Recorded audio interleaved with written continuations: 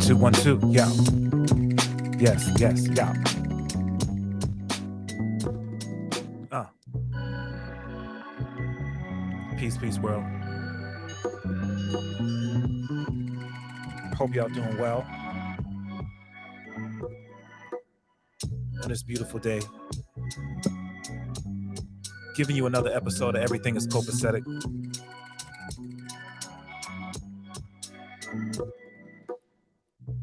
It's been a cool week. I can't complain. I have been I've been busy. I've been, on my normal situation. In terms of the 9 to 5,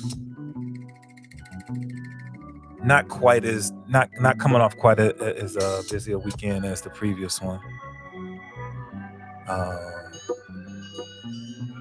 but yeah, man, still doing things, still keeping fairly busy. Last night, I had a chance to on the Welcome to the Neighborhood radio show that I do on X-Ray FM. I had a chance to chop it up with a couple of local performers for this event that's coming up. It's a summer kickoff party called the Warm Up, and it's going down at Morrison Street, 722 um, location, and it was dope. It was a really cool interview. I had a chance to catch up with some cats who have been on the radio show in the past, local rappers, Mighty, Swiggle Mandela, and Khalil, who are three of the artists who are going to be on the bill. DJ Solo is also going to be on the bill. He didn't make it to the show last night, but if you missed it, remember you can always go back and listen to the past episodes of the radio show interviews and the whole nine at the website at X-Ray FM's website. Just click on the show link. You can go and listen to it. But it was a really dope. It was a really good time, man. It's been. I ain't gonna lie. I'm really digging the opportunity to be able to you know do interviews this way virtually now so that I can connect with folk no matter where they are. So that's what that was, man. I had a chance to chop it up with them and talk about the show, the upcoming show, and kind of get caught up on some of the stuff that they're doing. These cats are busy. And I think I think a lot of people are just now that things have changed and people can get outside a little bit more in terms of getting over the restrictions of the pandemic to do shows is it's really cool. It's just really cool to be in this space. So it was definitely dope to chop it up with them. And then earlier this week, man, it was dope. I had a chance to catch up with Vinny Dwayne, who was in town for a minute. Vinny Dwayne, Portland, St. John's rapper, who is now residing in Chicago. And he was in town for an event that went down, and we had a chance to catch up and actually did an interview that I recorded. So I'm gonna edit that up, and that'll be released on the Cliff Notes podcast platform. So if you're not familiar with that, that's another podcast. That was actually my original podcast, Cliff Notes, that I started doing years ago. And I don't even know, there's well over 150 episodes, I think, of that podcast up. So you can go back and listen to some great conversations with a lot of artists who are from the Portland scene. A lot of people have hit me up over the years and have talked about learning about the Portland scene through that podcast. And so been grateful to have that platform for a number of years. But at any rate, yeah, man, I got Vinny and I sat down, and it was cool because this episode is an example of what I've always said the podcast is. It's just I'm sitting down having a conversation with somebody, and there just happen to be microphones on, and in this case, cameras on as well. So I got to get that edited up, and I'm gonna drop that soon. And if you know, man, my edits are pretty simple, bro, because again, I like to just have it feel very natural. So I'm gonna try to get that up pretty soon. And then earlier today, actually, I had a chance to chop it up with 10,000 Rats, and they are a couple of cats who Jesse Deshawn, who I've known for a number of years, is in this band called Sus, based out of Seattle, and another member of the band, Andy Savoy. He and Jesse put together this project called 10,000 Rats. It's a dope project. It's kind of a mix of hip hop and house and soul. It's a really cool project. So had a chance to do an interview with them. I'll be dropping that on the Cliff Notes podcast coming up here pretty soon as well. So a bunch of content coming at you, and just different ways to tap in whether it be this podcast or the Cliff Notes podcast, once again, just remember to like and subscribe and share and comment and rate and the whole nine. It definitely does a lot for getting the word out, letting people know, the things that I'm working on. Um, Shout out to once again, man. I talked about it last time. Shout out to Bruce Poinsett and the work that he's doing with his platform, the Bruce Poinsett Show, which is a podcast that I recommend, or a show that I would recommend. He airs his show on the Numbers Podcast Network. They do a Twitch situation, and I guess I should have looked at it. It just came to mind. I'm not sure how frequently he does it, but he also has a Patreon, and that's the thing that made me think about it. Is you can support so many people through Patreon, which is really cool. I mean, it's like a direct support to a lot of people through Patreon. And Bruce Poinsett has one that I have an opportunity to connect with. Homeboy Sandman has a Patreon, and he released some stuff on there. It's a way to support his craft. Some other people who, if you rock with people, that's a way that you can support people directly, monthly contributions, and everybody has different levels of contributions that you can make to support what they're doing. So I actually have a Patreon, DJ Cliff, DJ KLYPH. Patreon is interesting though, because I know that there are some folk who have a Patreon and they don't necessarily put up content on a regular basis, and people just use it, because they want to support, and that's kind of what mine is right now. I'm working on trying to get more content up there. It's just interesting, with all of the different platforms that we have available to us, and you look at sort of the analytics, where is your audience, and who accesses what you have, and sometimes it can feel like, man, that's one more platform that I need to figure out a way to create content for people, and there are only so many hours in the day. So, if you feel inclined and you wanna find a way to support what I'm doing, you can do that through Patreon, and I'm gonna work on trying to get you more exclusive content there that you can't get at some of the other platforms, because so much of my content literally is available everywhere. Because that's been the goal of it, is to just get the word out on a lot of the folk that I support and the things that I do. One of the things that I found interesting, man, since the last time that I recorded, I was watching, I think I was watching, um, what's the Hot Ones joint with the hot wings with Sean. I don't know I can't think of his last name, and he had a guest on there, and a person who's a actor, both in film and in television, and something they said that I found was interesting, that they have a podcast.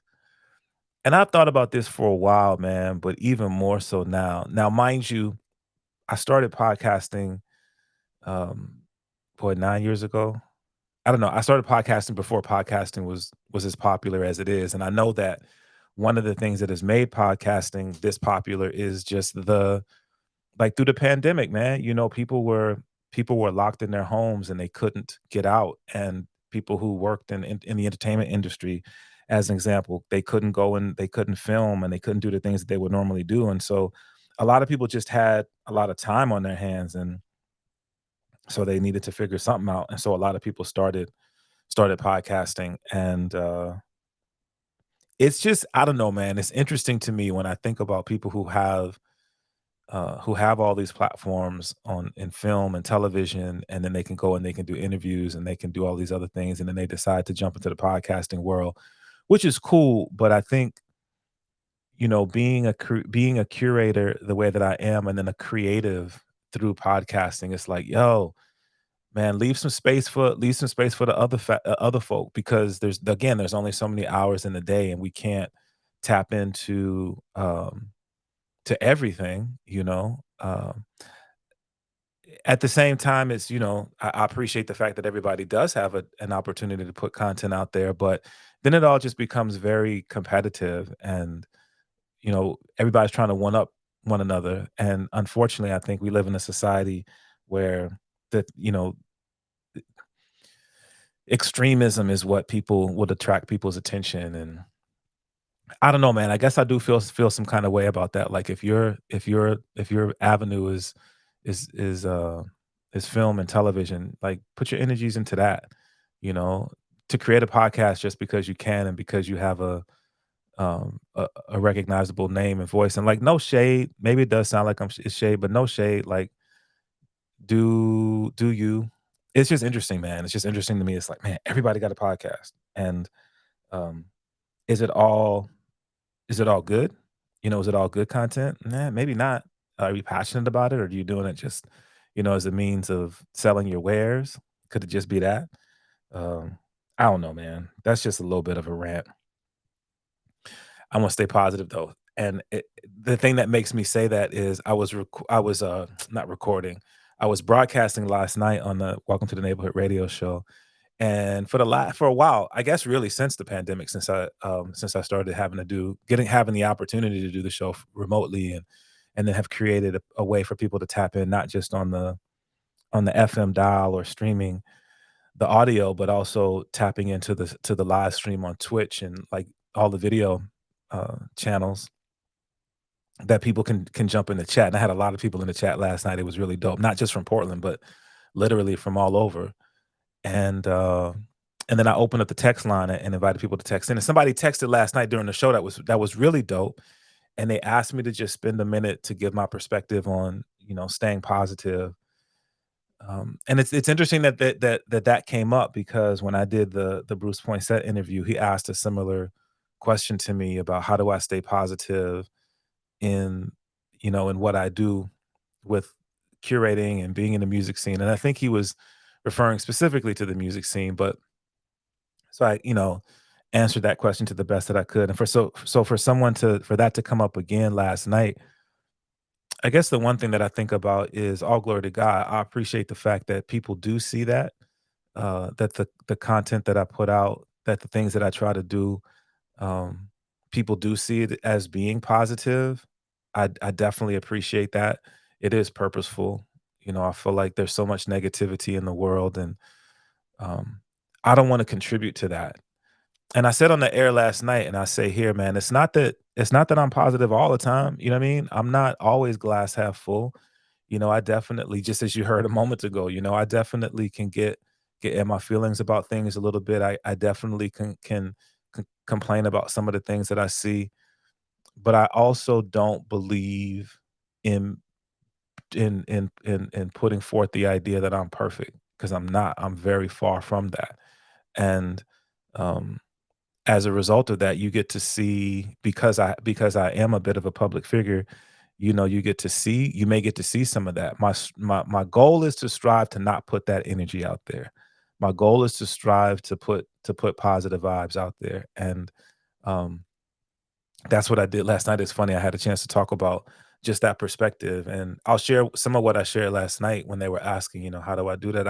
I said a couple things that I strive to do. One is I strive to surround myself with positive energy. I've said for a long time I keep my circle small, and that's been for several reasons. But one of the reasons is I don't. If I see negativity, I try to move out of that space. I don't want to be in that space with negativity, because association brings on assimilation, right? So when you associate yourself with a certain type of energy, you begin to assimilate that, and that begins to be a part of who you are. So I don't want that negative energy. So when I see that, I just remove myself from that space. And in doing that, hopefully what that comes across as, it's not that I'm putting anyone else down. It's not that I'm saying that I'm better than anyone. It's simply I'm not interested in having that energy or being a part of that energy. So it allows people to be who they are and do what they do. But I just, I choose not to be a part of it. And then I find ways to assess myself, how I move. I try to look in the mirror and see how am I presenting myself, and I try to look at opportunities and experiences and make sure that the things that I'm doing are being consistent with who I say I want to be. You know what I mean? So self-assessment. And at the end of the day, man, I'm trying to do better. I mean, that's really what it is, man. I'm trying to do better, knowing that um, I'm not where I wanna be, but I have a goal and desire to be better. And that's a part of the fitness is a habit thing too. I've talked about that a little bit before in this podcast. The idea of creating habits to be, more mentally, physically, and spiritually fit, that anytime you create habits, it's about putting things in place to create those habits. And so that's one of the things that I strive to do. So just trying to, it's a journey though. I'm absolutely on a journey. Like I said, I absolutely don't have it figured out. So shout out to that individual who texted. You can always tap in then anytime I'm doing the live streams on Saturday nights, 8 p.m. Pacific Standard Time, 11 p.m. And that radio show is about it's a music show. But it was interesting for someone to tap in and ask for that perspective, and it was dope to be able to do that. Speaking of podcasting, I had a chance to catch. I saw that De La Soul was going to be on Drink Champs, and it's funny when Drink Champs really when they started, when they became popular. The first when I first started listening to it, I never really connected with um with those interviews, but when I saw that De La was on there, man, I was really excited for that. So I got a chance to see. And man, I was like 3 hours of interviews. It was interesting to see, but it was cool to see. I love what those cats do, what EFN and Noriega do in terms of one of the part things they do is they talk about giving people their flowers, and they physically give them flowers, which I think is really it's a great gesture. And so they were able to do that. And obviously they talked a bit about the loss of Dave and the impact that that's had uh, on them as a group. And but a couple of things that came out of that interview that I was really glad to hear, and I'd heard them speak on it before, but to hear them reiterate that there's more music that's coming.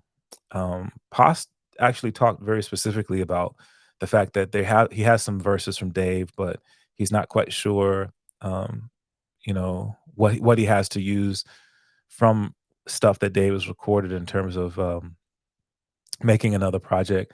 I'd heard this before, and Pos kind of confirmed it. Man, and now I don't know if they're going to be able to do it. It will be interesting, but apparently they were working on a project that was going to release. It sounds like it was going to release on Mass Appeal, I guess. It was a De La Soul album or project that was being produced. It was going to be produced by DJ Premier and Pete Rock. So I guess they were just really starting to work on that. There's not a lot that they had recorded in terms of verses. So man, I don't know if they got far along enough before Dave's passing, rest in peace, that they'll actually be able to release it. But man, can you imagine a De La Soul project produced by P Rock and DJ Premier? But they also talked about Mace talked about the fact he again reiterated that he is currently working on AOI 3. So if you listen to AOI 2, I think it's in the intro of the album. Mace says that this is part 2 and they're working on part 3, and it's gonna be like a DJ focused album. It was pretty unclear. And I remember how long ago that album dropped, but I always wondered, like, what does that mean? Like, was it like what I it was just, I've always been curious about that. And so they said that that's gonna be the next album that drops is AOI 3. Mace is working on it right now. I'm really, really curious to see what this is gonna be. Really excited for it, just to complete the trilogy. And I love the AOI, the first two that they released. So at any rate, and then they said, they're just gonna continue to make more music. So I'm really happy to see that, man. Once again, it's the loss of Dave is tough, but I'm glad to see that they're going to continue to do what they have done for years as De La Soul, and what the future of that looks like in terms of recordings and performances. And still trying to decide if I'm gonna be able to get these tickets to go and see them here in Portland when they on the Nas and Wu Tang show that they're going to be doing later this year. Um, I got a couple of pieces in the mail. So if you're watching the video, I'm gonna throw these up right quick. So this one, shout out to Kill Rock Stars, my folk over there. This is the Five Fingers of Funk project. I know I've talked about it on here before. I think I talked about it before when they did the in store here in Portland. Portland, say it again. I got the vinyl, which is fresh. Once again, I played that Shorty's gonna change the world joint last night on the show. It's probably my favorite uh, song from the project. But yeah, it's dope to have the vinyl. First pressing right here, Five Fingers of Funk. This Portland collective. It's just cool to see, kind of in that same vein of groups who've been together for many, many years. It's cool to see them continuing to make music, and so it's dope to be able to have this as a part of my collection. So got that Five Fingers of Funk vinyl. And then once again, if you're watching the video here, you see I got the JB joint. Um, JB is an artist who I've gotten to know over the years, who I really appreciate the work that he's done as a creative, as an MC. I think he's dope. This project is really cool, man. But then also just as an activist, the work that he's done in his community and community at large in terms of um, educating folk on, once again, man, just how crazy it is. But this project is dope. There's it's a double vinyl. Um, one side is produced by Derek Minor, one side is produced by Blue, one side is produced by Conductor Williams, and one side is produced by Havoc. And this is how he does it, man. When he puts out projects, he does some great things. And it's dope to be able to have this piece of art. It's dope to be able to have supported JB and continue to support him with the work that he's doing. And it's really cool. I I got to set up another interview with him because I love the fact that he has this platform that he can use to bring attention to his creative side. But then I think the more people know who he is, the more energy that gives to some of the community work that he has done. So, but listening to it, man, is titled "I Am I Good Enough?" JB, JABEE. Am I good enough? It's a really adult project, and the fact that he has four different producers, I mean, it's all together. It's all together really really dope. So, some of the new music that I'm on right now, and then like I said, just that 10,000 Rats project. Uh, it's cool. I can't wait till you guys hear the interview because, like, I even asked him in the interview, like, where'd that name come from as an album title, as a group title, and so we talk about that a little bit as well. Um, yo, it's cool that this time of year, like I said, things are opening up, events are happening, people are out. Uh, Shout out to my guy DJ Wicked. I know that he's out today at the Alberta Street Fair. They got a big boom box that's gonna be set up someplace. I know he's out there with some of his crew. They're gonna be DJing. He's been doing some. I shouldn't. He has continued to do really really dope things through the years. I can appreciate his place in the Portland hip hop scene as a DJ, as a graffiti artist, and yeah, I mean, just a solid dude. I've had a chance to have him on the radio show in the past. We've never done an episode of Cliff Notes, and I should try to pin him down to do that. His story, I think, is really cool and is definitely one to be told in terms of his connection with the Portland hip hop scene. But I know he's out there, man. I'm trying to decide if I can make it out there today. And just go out to the fair, see some people, say what's up, and just build with some folk. But that's going on today. The Alberta Street Fair is happening today, and so when I drop this, I'm gonna try to get this wrapped up and drop in a minute so you can hear it and hopefully get some people out there, man. It's a beautiful day here in the Portland metro area, and so an opportunity to get out there and build with some people and just network. Um, I got up this morning, man, and headed out, and I'm trying to lean more into my fitness as a habit situation from a physical standpoint. Something I just fell off. Like I said, man, I'm human, just like y'all who are listening to this, and have really really fallen off on the consistency of movement. And so I got out today and got some fresh air and got a little movement in, which was really dope. A really good way to start my day. Got a little bit more movement I need to do as the day moves on to try to either wash my car and or get some yard work in. But just a reminder to myself and hopefully to y'all that regardless of what that looks like, it doesn't have to be anything super extreme, but just remembering to move, that that keeps us on the planet. You know, um, it was interesting in that Daylight interview. Poss actually shared quite a bit because Nor asked him about Dave and the health issues and how much of what he was going through were they aware of, and he shared some specific things, and I know that in the documentary De La, I think the documentary is titled De La is Not Dead. Dave talks about it, but apparently he'd been suffering from congestive heart failure since the which project was it? I forget which project it was, but he'd been the Grind Date project, and you know the challenges of trying to be consistent with health and um, it is a challenge. It's a struggle for all of us, man. And life is short, and trying to do what we can while we can, and not waiting. And this is not any indictment on anybody. This is really more even for myself. Not waiting until you're in a place where you're trying to play catch up because disease is caught up with you, but just trying to stay in front of it, try to outrun it. We're all human. At the end of the day, we're all gonna, none of us are gonna live in these bodies forever. So, but trying to extend that as best we can. So, I don't know, man. That's my fire message on this episode is just whatever your situation is, just remember to keep moving. Just don't stop moving.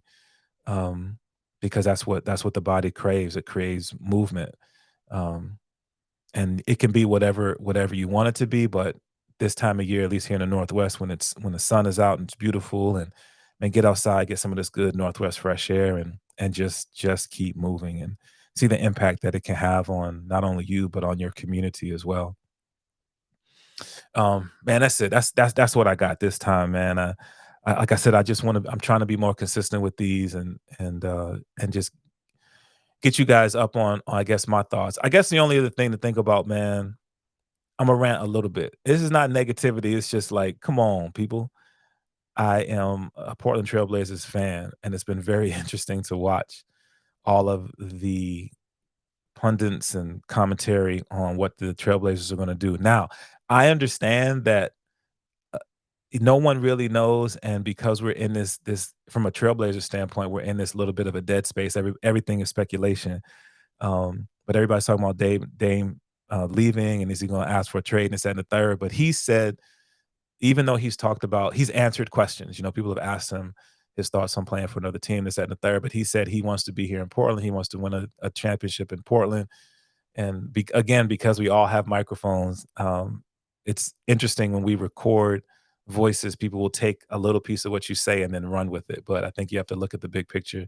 In 11 years, this man has done nothing but shown his commitment to being here in the city. So let's take him at his word when he says he sees himself here in Portland. He wants to win a championship here in Portland. He's trying to get people to come to Portland. So I'll be really excited after the draft to see what they do, but I'll be more excited after February, which sounds crazy because in the deadline will be done and we can really focus in on what these cats are going to do moving into the playoffs.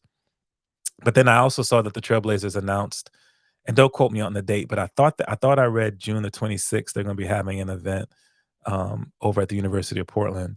Now that they're going to have a G League, I'm really excited about that. Um, and so the Portland G League, they haven't named the team yet, but I know that they did a draft of some of the players. I guess I don't even know. It's not even a draft. I think just some of the players who they signed a bunch, but like 14 players. So I'm really excited to see what that's going to look like. And now they have a GM and an assistant GM that they've assigned, and so things are moving forward. I am curious if the new, they had that secondary mascot that I thought was interesting that they did last year, the Sasquatch joint. And so I'm wondering if that's going to be the mascot of the G League team. And so maybe that lends to what the G League team name is going to be. I don't know, but I'm just excited there's going to be more basketball here in Portland. And next up we got to get the WNBA team here, right? All right, y'all. Um, that's what I got. Yo, thank y'all so much for tapping into this podcast. Everything is copacetic. Once again, it's just my voice talking to you, just letting you know, giving you some input to my thoughts and my process. Remember, there's a bunch of different products that are part of DJ Cliff Productions. You can go to djcliff.com and get tickets to Mic Check, the 7-year anniversary event that's happening on August the 20th. We're trying to fill that building up pretty soon. I'm almost ready to announce the full lineup. The lineup is dope. Ink is just about dry, just trying to get some final little pieces. And then, like I said, every Saturday night, welcome to the neighborhood. And then Monday through on X-Ray FM, Monday through Friday, it's the rhythm on the numbers. So a bunch of different ways to tap into some of the things that I do at DJ Cliff Productions. All right, y'all, that's it. Till next time, y'all be blessed. Like, share, rate, comment, subscribe, the whole nine. All right, y'all, be blessed. Peace.